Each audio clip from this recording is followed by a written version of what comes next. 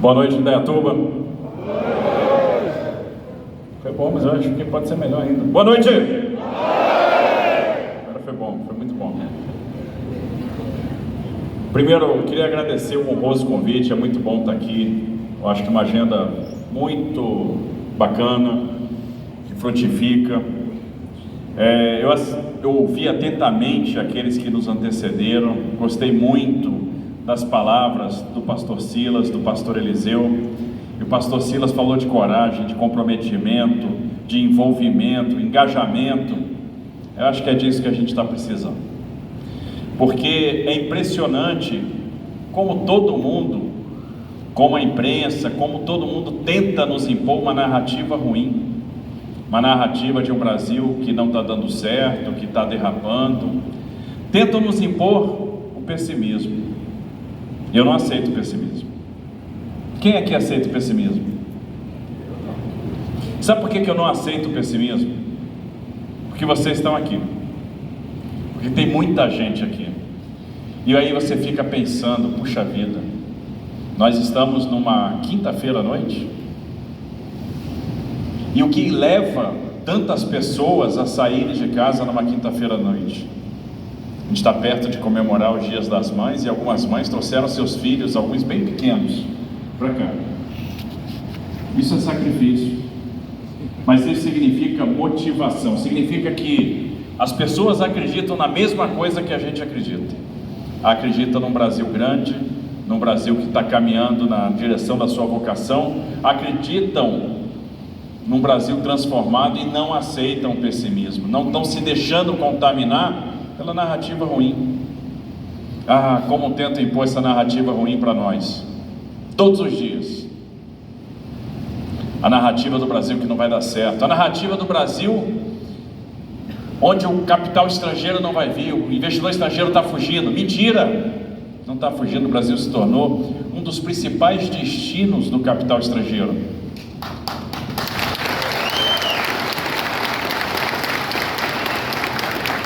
Sabe quantos leilões de concessão nós fizemos? De 2019 até aqui, 143 leilões de concessão. Sabe quanto investimento nós contratamos? 836 bilhões de reais. E eu trabalho há tanto tempo na infraestrutura e nunca tinha visto um volume desse ser contratado.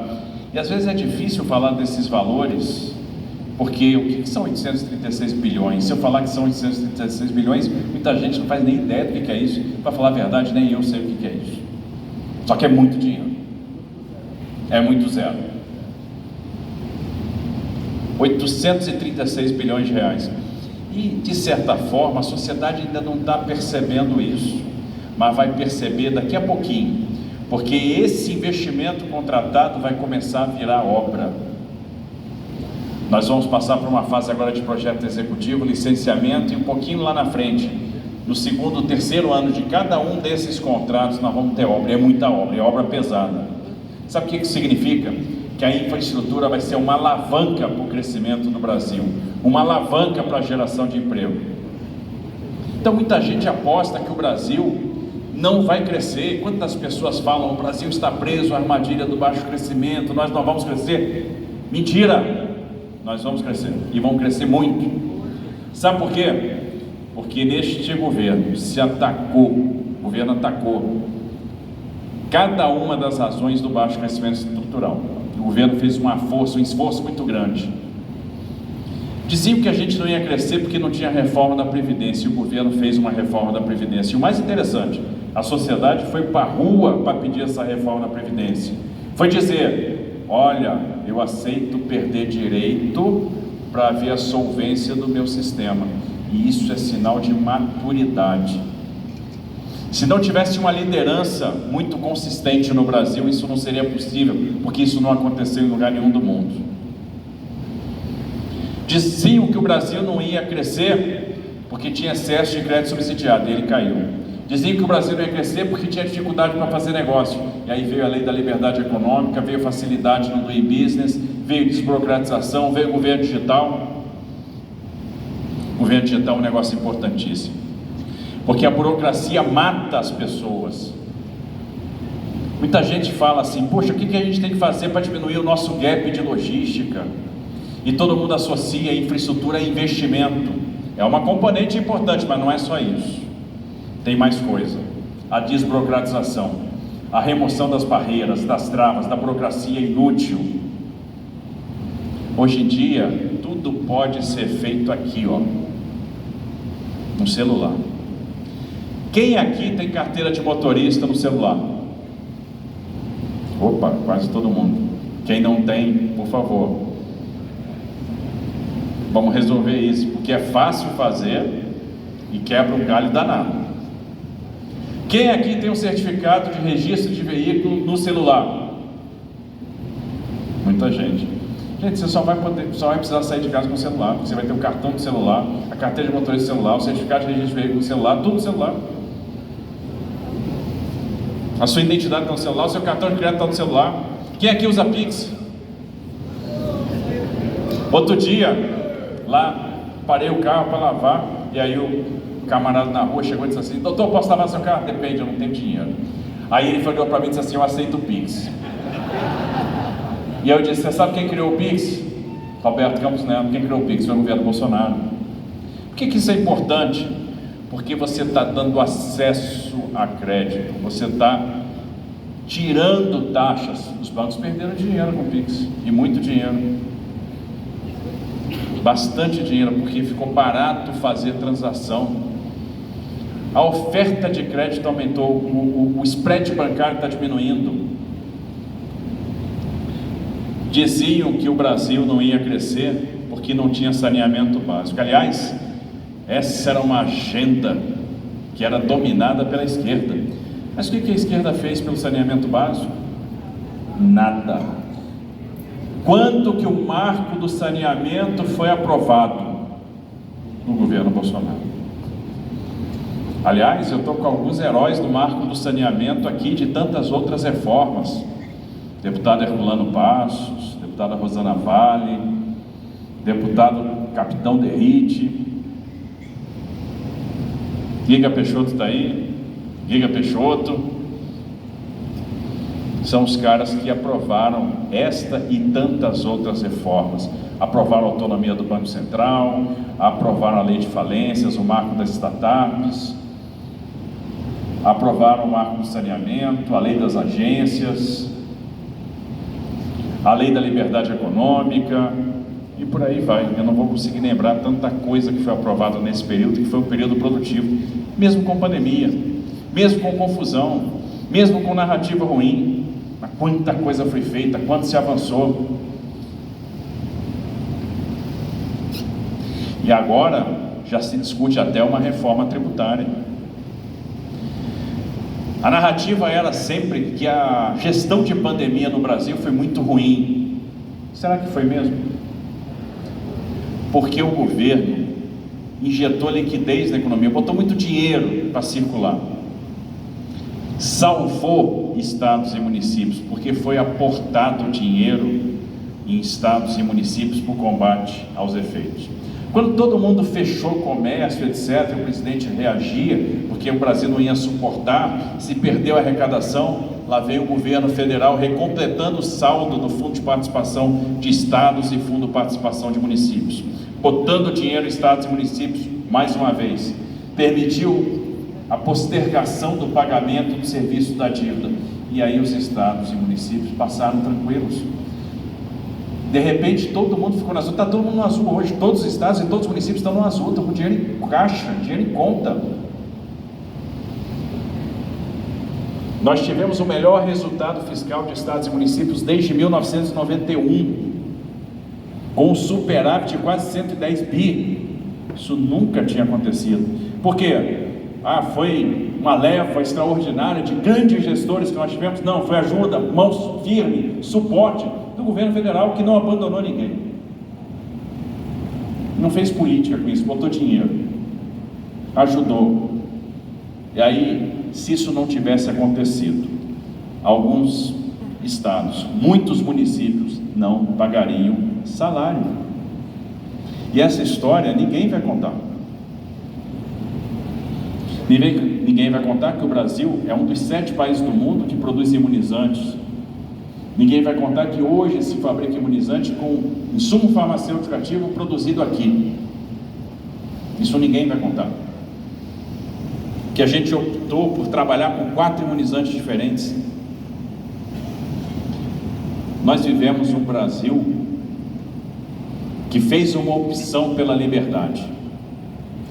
E é interessante esse tema, essa palavra liberdade, essa palavra que tem a ver com independência, porque este ano nós estamos comemorando 200 anos do bicentenário da nossa independência. Aliás, levanta essa bandeira aí que ela é legal, eu gosto dela. 200 anos da nossa independência. E nós temos o que celebrar? Temos, porque nós temos que celebrar a independência da corrupção. O presidente Bolsonaro está libertando o Brasil da pior chaga que podia existir. Pior chaga. A gente sofreu as mazelas, a gente tem as cicatrizes da corrupção, porque quase quebraram Postales, quase quebraram Petros, quase quebraram a Petrobras. Esquemas gigantescos de centenas de bilhões de reais que foram desviados. Pode ter certeza, vão tentar trazer esse dinheiro de volta, hein? Porque esse dinheiro foi lá para fora e tem gente que vai tentar trazer de volta em algum momento, para financiar a campanha. Centenas de bilhões de reais que foram roubados, e o Bolsonaro livrou-nos das chagas. E tenta botar alguma coisa nele, mas está difícil, não consegue, porque não tem. Bolsonaro nos libertou do MST, porque foram entregues 340 mil títulos de propriedades. Então, quando se falava em reforma agrária, quem é que está fazendo a verdadeira reforma agrária? Quem está fazendo regularização fundiária? Quem está trazendo segurança jurídica para o campo? Trazer títulos de propriedade significa trazer dignidade, significa dar esperança, acesso a crédito. E não é só isso. 3.000 quilômetros de canal de água concluído para o Nordeste, levando água lá para o sertanejo, lá onde faltava água. Quando você deu título de terra, você deu acesso a crédito, você levou água, você está trazendo prosperidade, e você está trazendo libertação e independência dos carros-pipa. Quantos anos aquele povo ficou dependente, escravizado pelos carros-pipa? O presidente concluiu milhares de obras inacabadas. Nós concluímos no Ministério da Infraestrutura, mas não foi só a gente. O Marinho concluiu no Ministério do Desenvolvimento Regional, o Gilson concluiu no Ministério do Turismo. Quantas obras foram concluídas? Mais de 150 mil habitações estavam inacabadas e foram concluídas pela MDR, do programa Casa Verde e Amarela. O governo criou o Auxílio Brasil, que é diferente do Bolsa Família, porque agora aquela pessoa que pode arrumar um emprego, ela não perde mais o benefício, então ela não fica com medo de aceitar um emprego formal, de assinar a carteira de trabalho, porque ela não vai perder o benefício. Pelo contrário, ainda tem um bônus. Então criamos um programa que promove, que dá uma oportunidade, cria uma rampa de ascensão. Esse é o governo do presidente Bolsonaro. Isso ninguém vai contar para vocês. Isso não vai sair na mídia, não vai sair em lugar nenhum. Em lugar nenhum. E aí, quando se fala em mobilização, é importante, porque se a gente não for capaz de contar essa história para os outros, ninguém vai contar. E nós temos resultados, nós temos muita coisa para mostrar. Hoje, eu enfrentei a sabatina da Folha de São Paulo e do Grupo UOL lá, com os pré-candidatos ao governo de São Paulo. Não dá para fugir, a gente tem que jogar na arena, no campo do inimigo também. E uma pergunta que fizeram: mas você vai se apresentar como candidato do presidente Bolsonaro? Você é o candidato Bolsonaro? Sou, e com orgulho.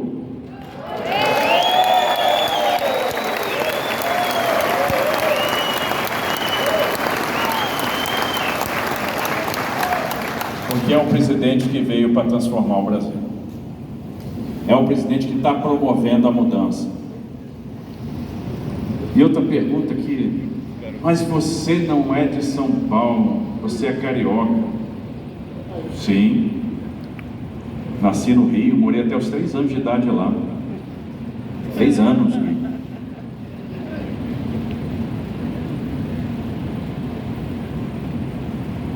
E comecei a minha trajetória profissional em Campinas, na Escola Preparatória de Cadetes do Exército, nessa escola de brasilidade. Na escola por onde passou o presidente Bolsonaro, Renato Bolsonaro, o Coronel Teixeira, tantos outros. Olha aí, até em Monte Morto é flamenguista, pô. Gostei. Muito bom. Eu sou flamenguista. E aí?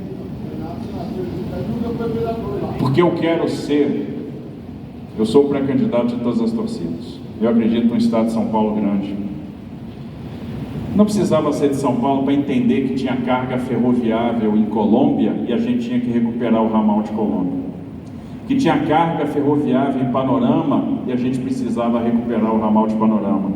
Que a gente podia prorrogar o contrato da Malha Paulista e impor 6 bilhões de investimentos, como a recuperação desses 2 ramais, a duplicação do trecho de Tirapina para Santos, o contorno de Rio Preto, começando em Mirassol, passando por Rio Preto, terminando em Cedral, pátios de manobra, que a gente podia duplicar a capacidade, sair de 35 milhões de toneladas para 75 milhões de toneladas. Precisava ser de São Paulo para entender, por exemplo, que nós precisávamos acabar com o conflito da ferrovia de carga com a ferrovia de passageiros, que atravessa a cidade de São Paulo, que passa lá na Estação da Luz, e que se a gente fizesse essa segregação, investisse alguma coisa em torno de 2 bi, a gente conseguiria, primeiro, liberar 2 linhas da CPTM, e aí libertar, deixar a coisa fácil para fazer o trem intercidades, a ligação de Americana, Campinas, São Paulo. E mais do que isso, quintuplicar a carga movimentada. Nós resolvemos não prorrogar contratos de concessão de rodovia. Quando o contrato da Dutra venceu,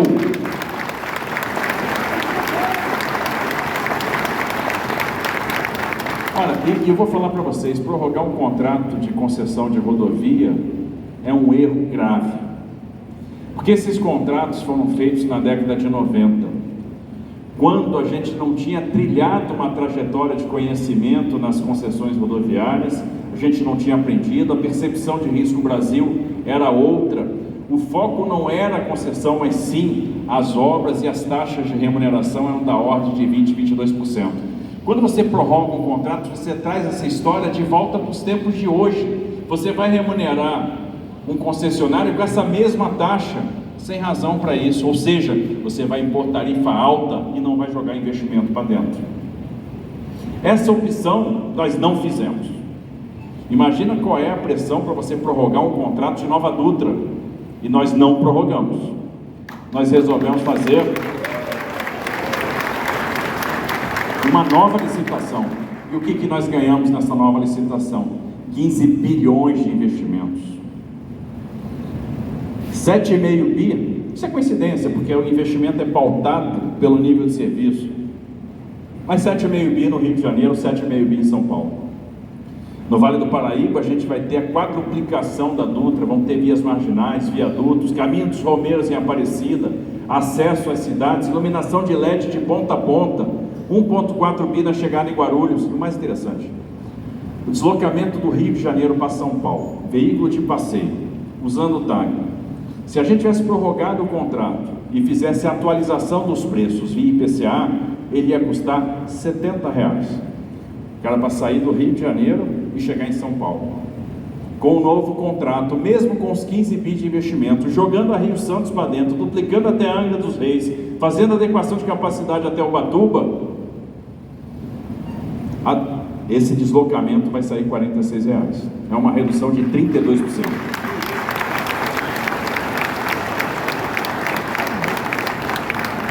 E aí, meu caro Danilo Barnabé, eu já respondo uma das suas perguntas, né? Se nós, estando ano que vem lá, se a população nos der essa graça, se nós vamos prorrogar a concessão da SP-75. A resposta é não.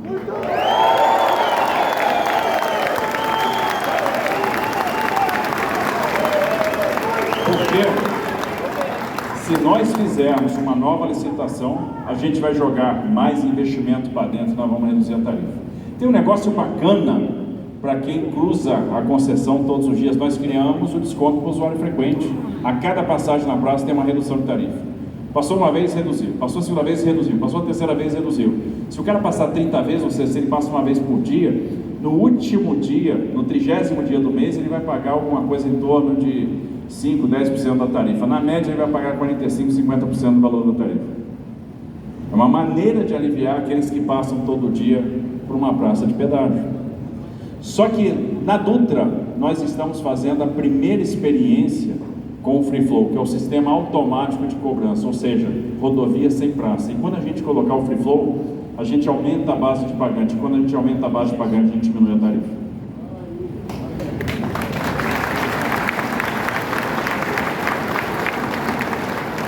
Porque o preço tem que ser justo. O preço tem que ser justo. Então a gente precisa trazer investimento e trazer também justiça tarifária. Isso é possível? Nós fizemos. Nós fizemos. Então está muito claro que opção, que projetos a gente tem que confrontar e que caminho a gente tem que seguir. Mas essa história tem que ser contada, porque ninguém vai contar ela. Pelo contrário, sempre vão distorcer, sempre vão trazer uma narrativa ruim, sempre vão querer impor a narrativa à realidade. E aí a gente tem que estar atento. O governo do presidente Bolsonaro foi o governo das ferrovias. Quanto tempo não se fazia ferrovia no Brasil? E a gente começa concluindo a ferrovia Norte-Sul, que foi pensada, foi projetada no segundo reinado, na gestão de Pedro II. E a obra começou em 1987 e acabou agora. Acabou com a gente. Essa talvez seja a obra mais antiga que a gente tivesse.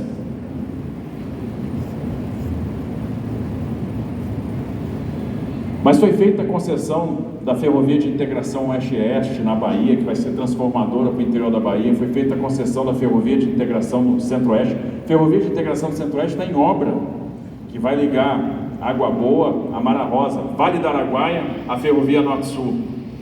E aí nós fizemos uma coisa interessante. A gente se perguntava, por que uma empresa de celulose que opera, por exemplo, tem uma fábrica lá de celulose, ela é obrigada a fazer a sua logística de caminhão? Por que a gente não pode fazer uma perna ferroviária de Lençóis Paulista para Pederneiras? Por que a empresa que está em Ribas do Rio Pardo não pode recuperar, rebitolar, por exemplo, a sua linha que está indo até Aparecida do Taboado? E detalhe, essa linha, né, o que passa até em Três Lagoas, essa linha que vai para Três Lagoas, ela vai chegar em Mairink. Se ela for recuperada, nós vamos chegar em Mairink, que é a Malha Oeste. Gostou, né? Você já identifica o pessoal de Mairink ali, ó. Por que uma empresa não pode fazer o seu ramal de Aparecida do Taboado para Três Lagoas? Por que uma empresa não pode fazer o seu ramal de Balsa para Estreito? Porque ferrovia era uma exclusividade do Estado. Nós resolvemos abrir o mercado, apostar na iniciativa privada. E a gente imaginava que mudando o marco legal, de novo meus heróis do Congresso aqui mudaram o marco das ferrovias. Fulano, Rosana, Derrite, Giga. Aliás, eles mudaram o marco pra caramba, tá? Porque eles mudaram o marco da cabotagem, eles mudaram o marco do transporte rodoviário interestadual de passageiros, eles mudaram o marco das ferrovias. Olha quanta transformação. A gente achava que mudando o marco a gente ia receber uns 7, 8 pedidos de autorização para a construção de ferrovias privadas no Brasil. Bom, nós recebemos 80 pedidos de autorização para a construção de 20.700 quilômetros. Isso representa 240 bi de investimentos. E esses 240 bi não estão naquela conta dos 836, porque talvez nem todos os empreendimentos saiam, mas a maioria vai sair. Os 150 bi aí vão acontecer. E é um acréscimo de oferta ferroviária sem precedente no Brasil. Significa que o frete vai ficar mais barato lá na frente, vai sobrar mais dinheiro para o produtor. Olha quanta coisa esse governo fez. E aí quando me perguntaram, pô, mas você é o candidato Bolsonaro? Sou, e sou por causa disso. Eu sou por causa disso. Eu confio no presidente por causa disso. Que é um cara que veio para fazer a diferença, é um cara predestinado, iluminado, é um fenômeno. É como o pessoal fala aí, é o mito.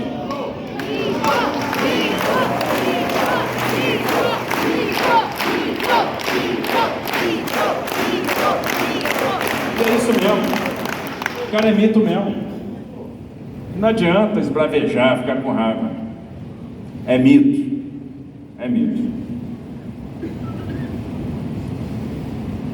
E interessante, a gente está com uma oportunidade nas mãos sem precedente, porque é muito ruim para o estado de São Paulo caminhar longe do governo federal. O estado não ganha com isso. E a gente tem a oportunidade de fazer esse estado agora caminhar junto com o governo federal. A gente tem a oportunidade de fazer com que a política de segurança pública seja integrada, que os sistemas sejam integrados. A gente tem a oportunidade de olhar agora para o agronegócio de uma forma diferente, de trazer inovação para o Estado e trazer a mesma coisa que o presidente trouxe para o país. O presidente reduziu o imposto de mais de 600 itens e agora baixou em 35% o IPI.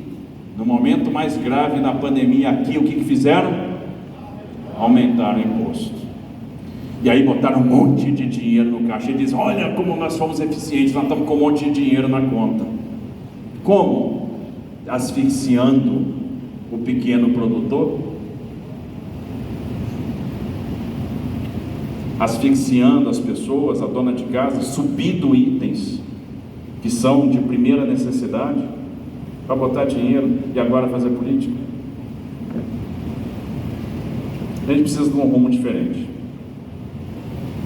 É possível desonerar, é possível baixar imposto e aumentar a arrecadação? Sabe por quê? Porque quando você baixa imposto do setor produtivo, ele vira investimento, ele vira ampliação de fábrica, e esse investimento vai gerar postos de trabalho, esse investimento vai gerar emprego, esse investimento vai mudar a realidade de muita gente, esse investimento vai virar consumo, esse investimento vai virar arrecadação. Você baixou o tributo, aumentou a arrecadação. Coisa, né? Você pega lá, tem bilhões de reais de crédito ICMS retido. E se você devolve, isso vira emprego, isso vira movimento, a economia se transforma. Nós temos um potencial enorme, São Paulo tem um potencial para liderar a transição energética, porque aqui tem etanol de segunda geração, e o etanol de segunda geração também produz, lá no final da sua produção, vinhoto, que vai virar fertilizante, você vai trabalhar com fertirrigação, vai produzir gás, biometano, que vai poder movimentar, por exemplo, os veículos na mobilidade urbana, vai poder baixar tarifa, despressionar custo. Olha quanta coisa pode ser feita. E quando a gente fala do poderoso agronegócio de São Paulo, a gente não pode parar de pensar no pequeno produtor, naquele produtor que produz aqui em Indaiatuba o caqui, que produz aqui em Indaiatuba a uva, que esse cara aqui precisa do suporte do Estado, precisa da mão do Estado. O morango, esse cara aqui precisa da ajuda, esse cara precisa da redução de tributo, precisa da reorganização do sistema de vigilância sanitária, precisa de uma secretaria de agricultura que olhe por ele, precisa da regularização ambiental, para que ele possa sobreviver, para que ele possa continuar produzindo. Precisa da vinculação da merenda escolar com a produção local. Nós temos oportunidade para fazer isso tudo. Nós precisamos treinar nossos jovens. Eu fico imaginando quantos jovens aqui precisam, numa perspectiva, esperança, eles precisam acabar o ensino médio, acabar o ensino profissionalizante e saber que vão ter o emprego. Nós temos um agro cada vez mais tecnificado, com máquinas que geram cada vez mais dados, mas precisa ter gente pronta para isso. Outro dia no Guarujá eu estava discutindo sobre privatização do Porto de Santos. Vai revolucionar a Baixada Santista, são 20 bi de investimento lá. Aí vai ter o viaduto da Lemoa, vai ter travessia seca Santos-Guarujá, vai ter o túnel do Maciço, a ligação Santos-São Vicente, mas vai ter o Porto 4.0 e nós vamos ter que ter mão de obra preparada para isso. Então nós precisamos conectar o ensino às necessidades do mercado. A gente precisa ter a tecnologia de informação no ensino. A escola de tempo integral sim, mas desde que ela tenha infraestrutura, desde que o professor seja convenientemente remunerado e desde que a gente consiga aliar ensino à distância com ensino presencial, que a gente consiga ter as centrais de produção de conteúdo e os currículos adequados àquilo que o mercado espera do novo profissional. Essa semana eu estive numa comunidade, e aí estive com jovens da comunidade, e aí fiquei impressionado o talento desses caras para a música, mas lá tem um talento para o esporte, lá tem um talento para a tecnologia de informação, lá tem um talento para o empreendedorismo, e a gente vai ser bem sucedido em termos de política de desenvolvimento social, se a gente aprender a construir as pontes para a oportunidade. É assim que a gente resgata as pessoas. E onde não há oportunidade, aí o Estado tem que gerar essa oportunidade. Nós temos tudo nas mãos para fazer a diferença. Tudo. Tudo nas mãos para fazer com que esse Estado seja líder na questão de energia. Aliás, o Estado que importa 70% da energia que consome, mas que pode fazer muito com lixo, pode fazer muito com a cana, pode fazer muito com biogás, com biometano. A gente pode preparar os nossos jovens para o amanhã. Tem muito que ser feito, por exemplo, na habitação. São 4 milhões de habitações que a gente precisa construir. O déficit é esse. Ou são pessoas que não suportam mais o aluguel, ou são pessoas que moram em áreas de risco, ou são pessoas que estão vivendo na rua. E aí vem a criatividade. As vilas de passagem, o voucher, o aluguel social, a construção de habitação com parcerias público-privadas. Tem um mundo de oportunidade que está nas nossas mãos, e isso, alinhado com o governo federal, fica muito mais fácil. Então a gente tem a oportunidade de dar um grande salto para o amanhã, um grande salto na direção da prosperidade. Por isso que eu tenho confiança, eu tenho crença nesse projeto. É por isso que eu estou caminhando junto com o presidente Bolsonaro, junto com um monte de gente bacana. Herculano, Rosana, Derrite, Major Meca. Levanta o braço aí, Major. Ele é coronel, mas a gente chama ele de Major. É engraçado isso. Liga Peixoto, Danilo Barnabé, Rosa, Aragão. Esse é um time de ponta, um time que veio para fazer a diferença. A gente só vai fazer a diferença se vocês comprarem essa ideia. E se cada um de vocês for capaz de levar essa mensagem na escola, no bairro, no trabalho, no clube, que senão ninguém vai contar essa mensagem. Então, como disse o pastor Silas no início dessa noite, a gente precisa do engajamento de todos. Acho que o engajamento nunca foi importante, porque a batalha desse ano é uma das mais decisivas da nossa história. E ninguém aqui quer fazer parte da geração perdida. Vocês querem fazer parte da geração que vai transformar o Brasil. Que ninguém aqui é pessimista, ninguém aceita a derrota. Tem um monte de gente que tem o orgulho em ostentar o verde e amarelo.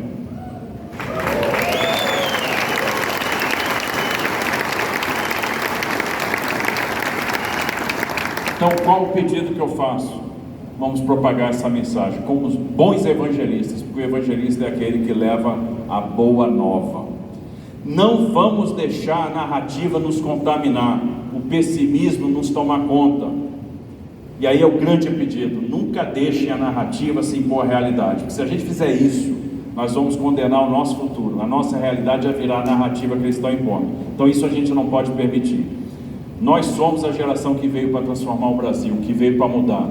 Nós vamos fazer isso caminhando junto de Deus, junto do nosso presidente Bolsonaro, junto das nossas famílias. E eu estou extremamente otimista com o futuro do Estado de São Paulo e com o futuro do Brasil.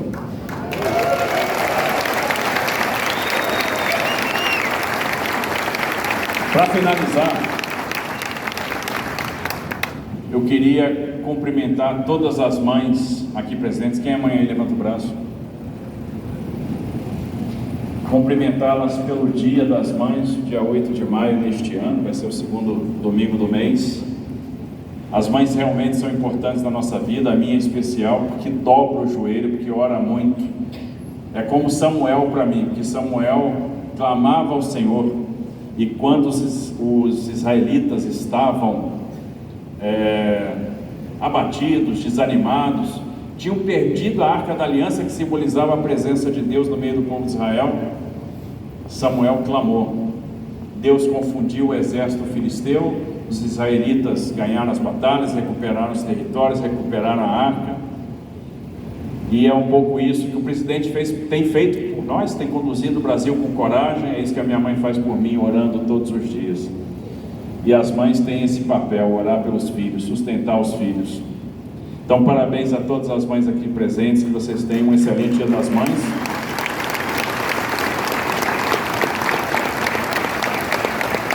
E muito obrigado pela consideração, pelo carinho de vocês. Agora a gente tem que ir e contar essa história. Vamos contar essa história porque o nosso Brasil merece. E agora, terminar como às vezes o presidente termina. Vamos entoar em alto e bom som. Brasil acima de tudo! Vamos em frente, minha gente.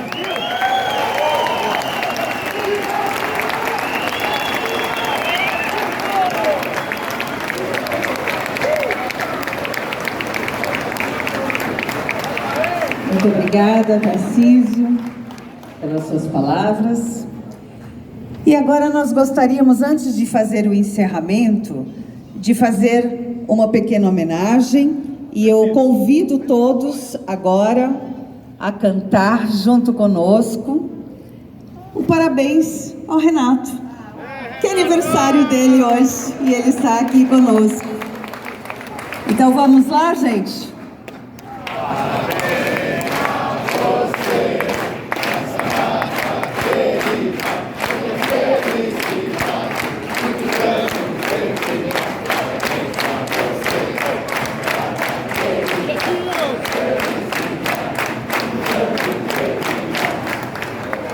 Parabéns, Renato, e parabéns a todas as mães. Bom, nós agradecemos a presença do público, das autoridades, dos convidados, dos palestrantes, dos voluntários e apoiadores que fizeram desta noite uma noite especial e histórica. Avisamos a quem queira, o nosso amigo que acompanha todos os eventos vendendo itens do Brasil, camisetas, bonés, lenços, está ali na recepção, e quem quiser adquirir alguma peça, fique à vontade. E vamos também agora preparar uma fila, aqui à minha direita, né, à sua esquerda, para fotos com os convidados desta noite, tá bom? Então, quem desejar tirar uma foto oficial com os convidados, nós pedimos para que seja feita uma fila com entrada aqui pela rampa. Aí o pessoal vai entrar, vai fazer uma foto única com todos.